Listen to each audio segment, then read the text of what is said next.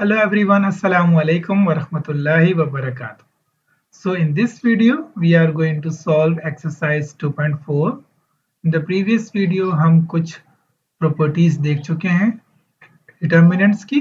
हम उन properties को यहाँ पे apply करेंगे और उसकी मदद से हम कुछ सवालात solve करेंगे.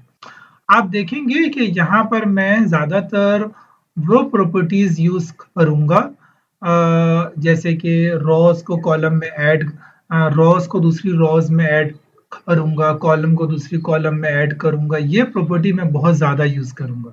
सो please have a look here. इन सवालों को सॉल्व करने का कोई खास प्रोसीजर नहीं है. बस आपको चलते जाना है. जिस तरह आप सॉल्व कर रहे हैं सॉल्व करते जाइए. कोई खास प्रोसीजर नहीं है. आप मतलब ऐसा नहीं कि सर कोई एक खास प्रोसीजर है, नहीं. बस आप प्रॉपर्टीज को अप्लाई करते रहें, सॉल्व करते रहें. That's all. So have a look with question number 1. Here is a question number 1. Let A equals a matrix and verify determinant of A equals transpose of determinant of A. हमने ये पहली property देखी थी कि जिसमें आप determinant of A मालूम करें या transpose of determinant of A मालूम करें, both answer will be equal. So have a look here. So मैं उसका डिटर्मिनेंट मालूम करने जा रहा हूँ. I am choosing the row one because वहां पे जीरो है, मेरे लिए आसानी हो जाएगी. So it is 68 and 3 minus 6 is minus 3, so it will be 15. 68 plus 15, it would be 83. Now अब मैं इसका ट्रांसपोज मालूम करने जाऊंगा इस मैट्रिक्स का और फिर मैं उसका डिटर्मिनेंट मालूम करूंगा. और जब मैं अब इसको मैं डिटर्मिनेंट मालूम करूंगा तो I choose a first column क्योंकि अब वहां पे जीरो है.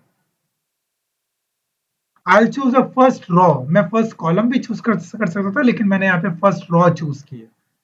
So minus 6 and minus 10 minus 5 is minus 15. 8 minus 15 is minus 7. So 6 multiplied by 15 is 890 and then minus 7 and then 90 minus 7 is 83. So you can see our answer is proved. Left hand side and right hand side both are equal. Now let's come to the second question, which is about without expanding prove each of the following. अब मुझे without expanding इसको prove करना है. It's mean I'll apply the property here. So here is a question number 1 and this determinant is equal to 0. अब आपको ये याद होना चाहिए कि वो कौन सी प्रॉपर्टीज थी जिसमें डिटर्मिनेंट इक्वल टू 0 था. तो मुझे उसको जहन में रखते हुए इसको सॉल्व करना है. तो मैं क्या करूंगा इसमें, मैं रॉ 2 को कॉलम 1 में ऐड करने जा रहा हूं. सो रॉ 2 को कॉलम 1 में ऐड करा तो x plus y plus z x plus y plus z, क्योंकि देखिए रॉ 2 में जेड एक्स वाई लिखा हुआ है और अब मैं x plus y plus z common ले लूंगा तो वहां पे 1 1 1 बच जाएगा. देखिए ये मेरा मकसद था कि मैंने क्यों ऐड किया, क्योंकि मैं दो रॉस को सेम चाह रहा था. अब आपने ये खुद देखना होता है कि आपने क्या मेथड अप्लाई करना है कि आपका आंसर आ जाए जो आप चाहते हैं. Now two rows are identical, it's में determinant of A equal to 0 और हम ये पढ़ चुके हैं. अगर दो रोज आइडेंटिकल हो या दो रोज सेम हो बिल्कुल तो डिटर्मिनेंट 0 होता है. So hence it is proved.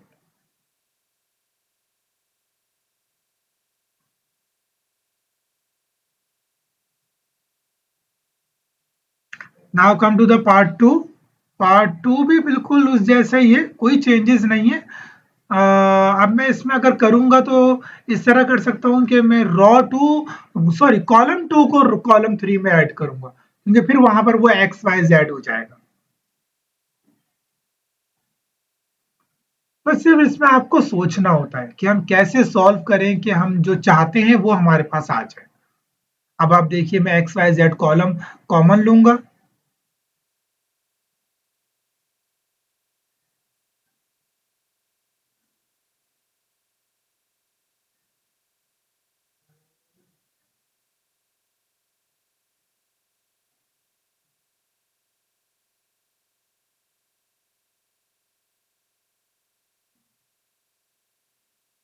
So again it is proved. Now come to the part 3। अब आप इसमें देखिए कि मैं मुझे इसको भी इक्वल टू 0 करना है, तो मैं इसको कैसे सॉल्व करूं कि मेरा ये आंसर आ जाए।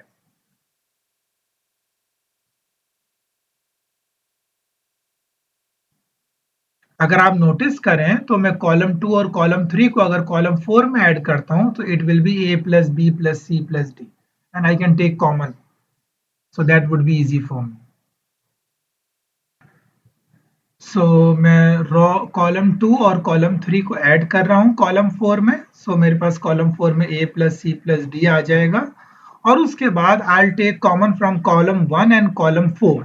कॉलम 1 से k कॉमन लूंगा और कॉलम 2 से a प्लस सी, कॉलम 4 से a plus C plus D.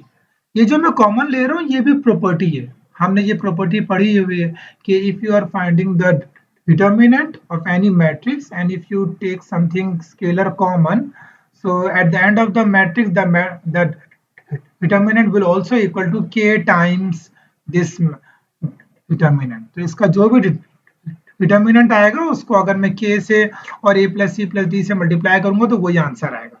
Now two columns are identical, so it's mean this is equal to 0। So this is my third question।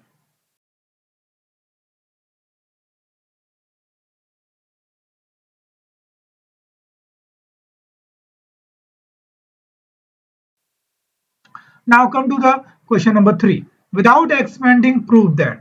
Part 1 2 3 तो बहुत आसान है क्योंकि उसमें इक्वल टू 0 करना है। अब आप देखें, अगेन मुझे नजर आ रहा है कि अगर मैं कॉलम 2 को कॉलम 3 में ऐड करूं तो it will be a plus B plus C, और फिर मैं कॉलम 3 से a plus B plus C common ले लूंगा तो इट विल बी 1 1 1 1। तो मेरे लिए वो आसानी हो जाएगी।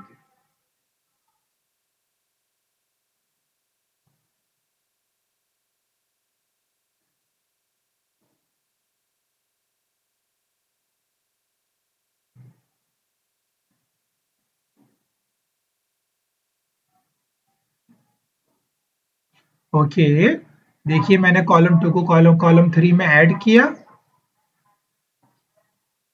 so it will be a plus b plus c, a plus b plus c, a plus b plus c equal to 0। now I'll take common a plus b plus c, common factor from column 3। ये property है okay कि you can take any column, you can take any common from any column or any row, and if you are finding the determinant।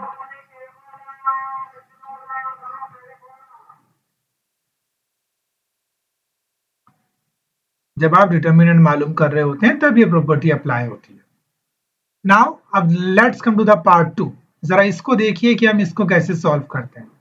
अब देखिए पहले आपको इसको समझना है कि मैं ऐसा क्या करूं कि if it is equal to 0 तो या तो मेरी दो रॉज या दो कॉलम सेम आ जाएं तो मेरे लिए उसको आसान हो जाए उसको सॉल्व करना। तो अगर मैंने नोटिस किया कि अगर मैं कॉलम 1 को कॉलम 2 से मल्टीप्लाई करता हूं तो देखिए 3 माइनस 1 2 बचेगा ना कॉलम 1 को, क्योंकि x minus x 0 and 3 minus 1 2। अब यही चीज मुझे किसी और कॉलम में मिल जाए तो मेरे लिए आसान हो जाएगा।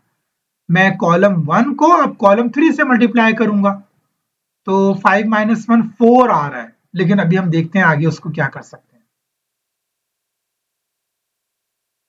8 माइनस 4 इज 4, 11 माइनस 7 इज, मैं अब ये कर सकता हूं कि कॉलम 2 को कॉलम 3 से माइनस कर दूं तो मेरे पास 2 2 2 2 आ जाएगा, और इस तरह मेरे पास दो कॉलम सेम हो जाएंगे।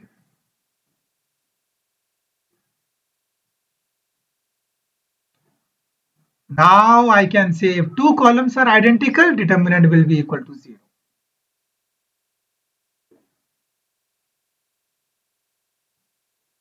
How is it? कैसा क्वेश्चन था ये? Hence proof। अब हमारे पास मुश्किल क्वेश्चन आ रहा है। We are coming to the part 4। अब हमने यहाँ पर 0 के इक्वल नहीं लेके लाना, बल्कि it is equal to 4abc। अब मुझे इसको इस तरह कुछ अरेंज करना है कि एट द एंड मेरा आंसर 4abc आ जाए, डिटर्मिनेंट 4abc आ जाए। सो अगर मैं रॉ 1 को सब्ट्रैक्ट करता हूं रॉ 2 से तो नीचे यहाँ पे माइनस सी आएगा, देन यहाँ पे C, यहाँ B माइनस A। अभी तक मुझे कुछ ऐसा हुआ नहीं है, लेकिन अब मैं ऐसा करूंगा कि रॉ 2 को रॉ 3 से सब्ट्रैक्ट करूंगा, नीचे 0 आ जाएगा और 0 मेरे लिए हेल्पफुल होगा।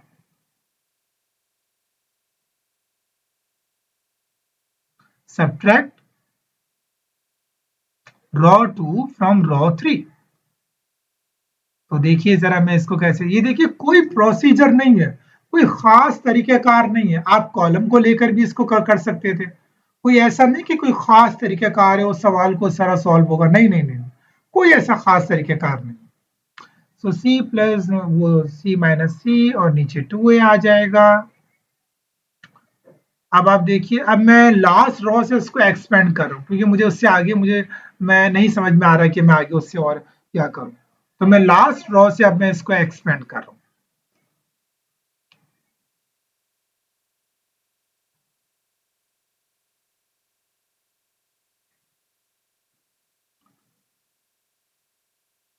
AC equals 4ABC। नाउ अब मैं मल्टीप्लाई करूंगा, so 2ABC plus 2a square c minus 2ABC। और अब इसमें कुछ कैंसिल हो रहा है, minus 2a square c plus 2a square c plus 2a c square plus 2 minus 2ac square, or 2abc 2abc 4abc 4abc. So hence it is proved. Now come to the part 5, which is about, again it's a difficult question and it's an important question. अब मुझे खुद check करना है कि मैं ऐसा क्या करूं यहाँ पे कि मेरी left hand side and right hand side equal हो जाए। Okay, so my left hand side is 1 plus a 1 1 1 1 plus b 1 1 1 1 plus c।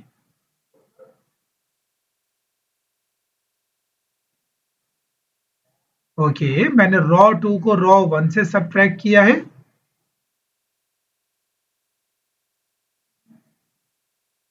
ठीक है, अब मैं क्या करने जा रहा हूं, मैं जरा उसको देखता हूं एक नजर कि अब मैं कौन सा प्रोसीजर अप्लाई करूं कि मेरे लिए ये सवाल आसान हो जाए।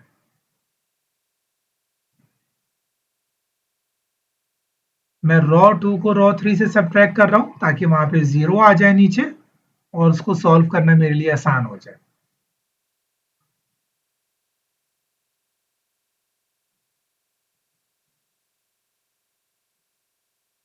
ओके,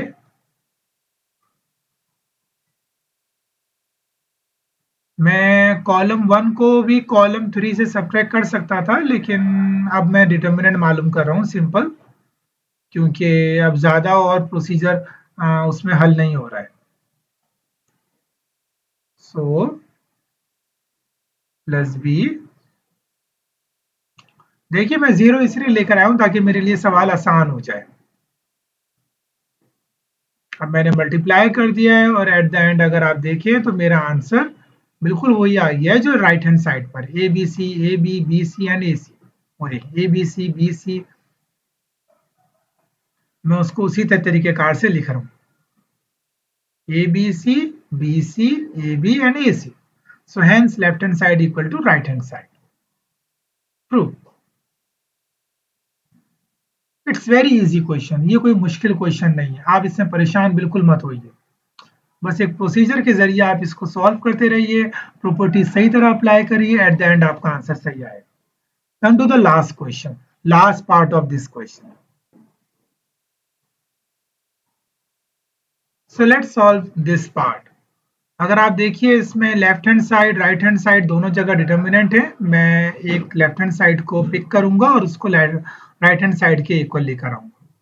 अब आप देखिए राइट हैंड साइड पे अल्फा स्क्वायर है, अल्फा क्यूब है, तो मुझे उसी को मद्देनजर दे रखकर मुझे कुछ करना होगा।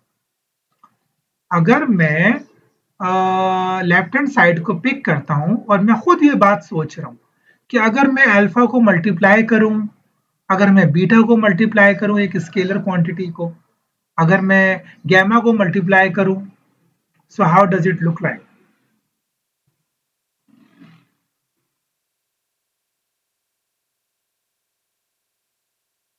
I can multiply alpha by rho 1 and beta by rho 2 and gamma by rho 3.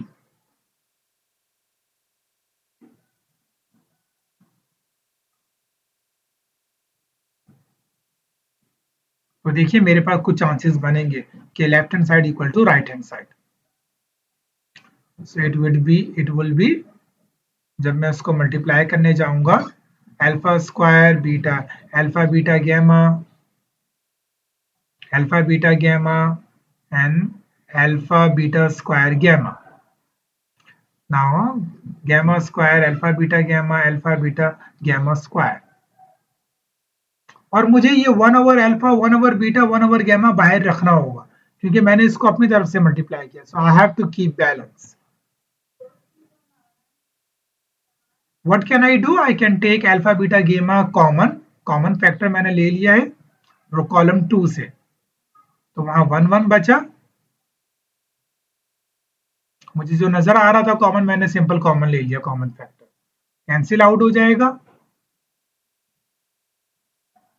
Now ये अल्फा स्क्वायर मुझे नजर आ रहा है, इसीलिए मैं दोबारा मल्टीप्लाई कर रहा हूँ रॉ 1 से अल्फा, रॉ 2 से बीटा और रॉ 3 से गैमा, ताकि अल्फा क्यूब बीटा क्यूब और गैमा क्यूब आ जाए।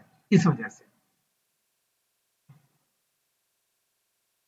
क्योंकि जो left hand right hand side है वहां पर क्यूब है, दैट्स वाई।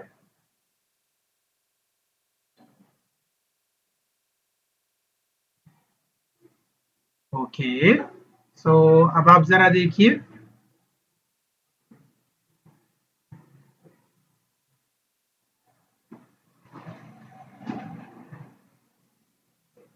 मैंने बैलेंस करने के लिए 1 ओवर अल्फा 1 ओवर बीटा और 1 ओवर गैमा बाहर भी लिखा है। अब मैं दोबारा अल्फा बीटा गैमा मैंने कॉमन ले लिया रॉ कॉलम 3 से, कॉलम 3 से मैंने कॉमन ले लिया है दोबारा।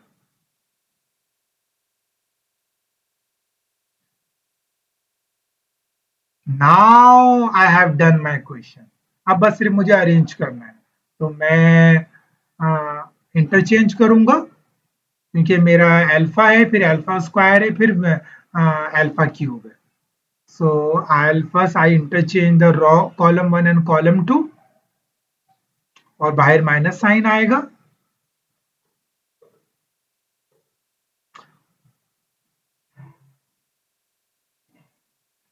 और दोबारा मैं इंटरचेंज करूंगा कॉलम 2 एंड कॉलम 3, तो वो माइनस प्लस हो जाएगा। So hence it is proved. My left hand side is equal to right hand side. Okay, come to the question number 4. Without expanding, prove that these all are equal. So अगर आप इस question को गौर से देखें तो जो first में जो डिटर्मिनेंट लिखा हुआ है और जो लास्ट में लिखा हुआ है डिटर्मिनेंट, वो इजीली प्रूव हो सकता है अगर मैं रॉस को इंटरचेंज करता हूं। तो पहले मैं वो कर लेता हूं।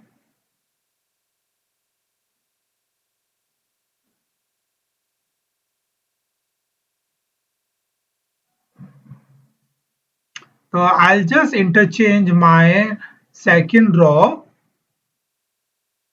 to the first column and then second column to the second row to the first row, interchange second row and first row क्योंकि ए बी सी मैं नीचे ले जाऊंगा। Now interchange second row and third row.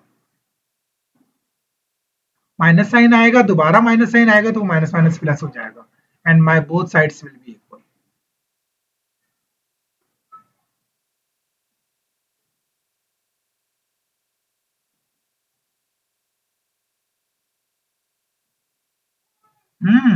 Now अब जो दूसरा हिस्सा है जरा उसको प्रूव करते हैं, वो थोड़ा सा डिफिकल्ट है।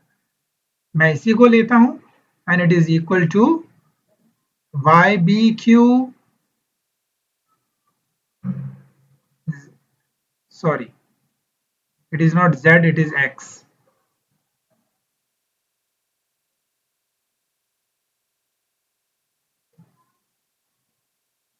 हाँ, अगर आप गौर से देखें तो मुझे ऐसा लग रहा है कि अगर मैं उसका ट्रांसपोज मालूम करता हूं तो मेरे लिए कुछ पॉसिबिलिटी है। ये कैसे लग रहा है, ये आपको खुद सवालों को देखना होगा और समझना होगा कि मैं क्या स्टेप अप्लाई करूं, क्या प्रॉपर्टी अप्लाई करूं। क्या आप देखें, मुझे ये अंदाजा हो रहा था कि एक्स वाई जी वहां पे रॉ में लिखा हुआ है और वहां एक्स वाई जी कॉलम में लिखा हुआ है। तो अगर मैं ट्रांसपोज मालूम करता हूं तो may be it is possible कि ये सॉल्व हो जाए मेरे मेरे से।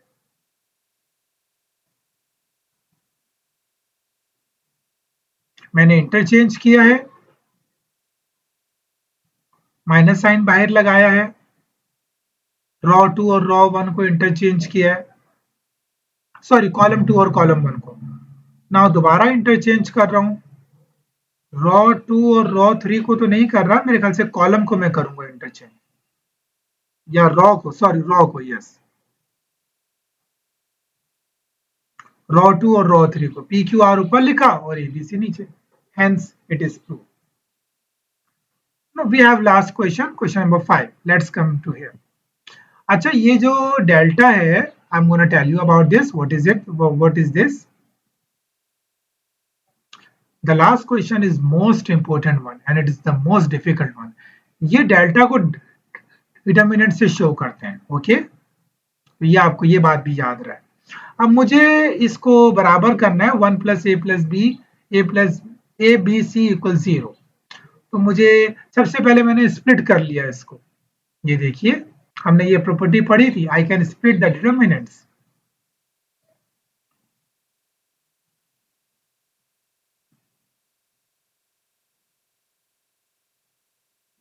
वो मैंने ए बी सी कॉमन लिया ताकि मेरे पास वहां पर एक जैसा हो जाए, और मैंने कॉलम 1 और कॉलम 2 से ए बी सी कॉमन लिया। अब मैं इंटरचेंज करूंगा ताकि बिल्कुल जो जैसा मेरा वो वाला मैट्रिक्स है, मैं उसी उसी जैसा उसको बनाना चाह रहा हूँ। दरअसल मकसद मेरा यहाँ पर ये है।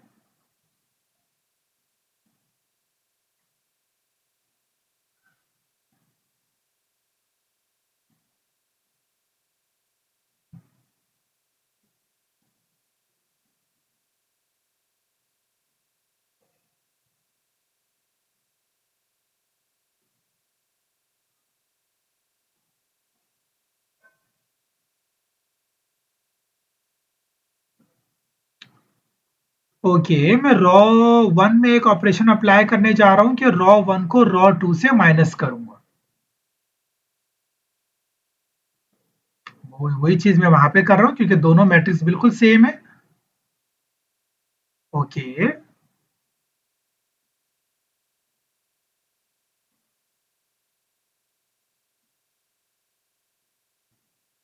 रॉ 3 को रॉ 2 से माइनस कर रहा हूं। अब मैं ये देखिए, ये स्टेप मैं खुद देख रहा हूँ कि मैं ये स्टेप करूंगा तो शायद सॉल्व हो जाए, इस तरह करूंगा तो शायद मेरे लिए आसानी हो जाए। कोई खास तरीकाकार नहीं है कि आप बोलें कि कोई खास तरीका है। एक्चुअली कॉलम 3 में मैं 0 0 लाने के लिए मैं ये सब कुछ कर रहा हूँ ताकि मेरे लिए सॉल्व करना आसान हो जाए।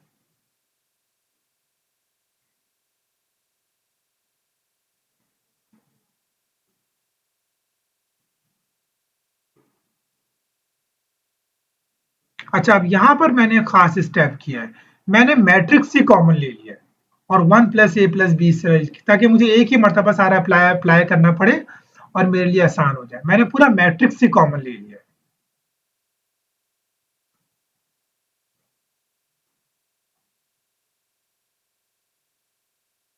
अब मैं डिटर्मिनेंट अप्लाई कर रहा हूँ सिंपली, और मैं इसको मल्टीप्लाई करूंगा।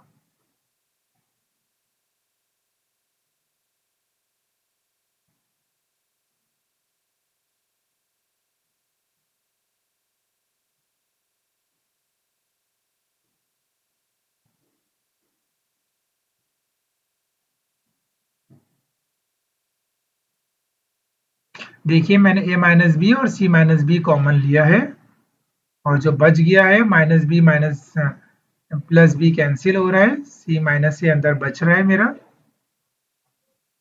और अब मैं इन सबको मल्टीप्लाई नहीं करूंगा क्योंकि मैं ये इक्वल टू 0 के बराबर है और these all are factors, so I can simply say 1 plus a b c is equal to 0, hence it is proved.